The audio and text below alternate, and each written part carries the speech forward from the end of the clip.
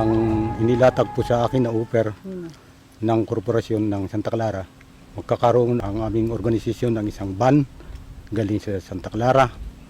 At saka mayroon pa akong tatanggapin per month ng 25,000. At saka madaling mai-award yung CAT. Pero isa ang panindigan namin, kung ito man pong pagkati ay ang pira ay galing sa Santa Clara, ay hindi namin tatanggapin. Yung ino-offer na 500,000 sa akin, sa aming tribo, para sa mai-award yung CAT. Ito pong 500,000 yung po ang ino-offer para sa pagpuprosesyo, sa pagkukonvert ng CAT-C to CAT-T. At sila ay magbibigay sa amin ng 500,000 pero hindi ko po tinanggap yan.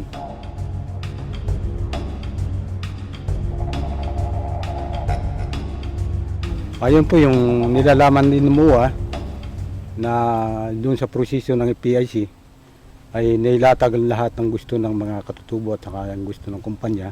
Ang sabi ng ibang mga katutubo, may karanasan kami doon sa paggamit ng mga dinamita kasi yung karanasan po namin dito sa isang planta ng mini hydro, nakakaroon ng mga laking pag-uga doon sa kwan. Kaya yung struktura din sa ilalim ng lupa hindi na masyadong stable.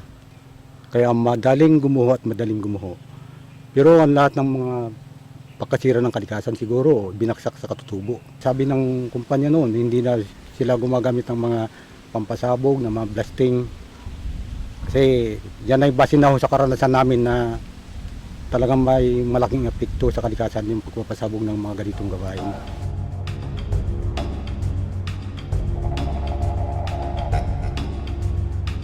Mulat sa pulpa sa kanunuan namin, ito kultura namin, kasi diyan po kami nabubuhay.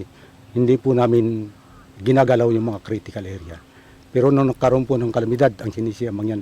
Pero hanggang sa tuktok ng bundok, ng mga natumbang lupa, natumbang puno, ay gawa din ng mangyan. Kaya napakasakit mo sa akin, kinahako sa ng mangyan, na kami ang pangunahing distractor ng kalikasan.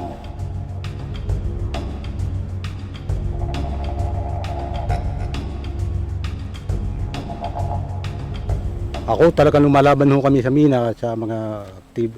Talagang kahit saan umabot talagang nandoon ho kami. Kasama ng mga civil society, kasama ng mga simbahan at ang ilang pang grupo, nandoon rin po kami. Pero ayon doon po sa amin sa impormasyon na hindi ko pa naman mapapatunayan, may mga lumalabas na close ban galing sa kumpanya ng Santa Clara.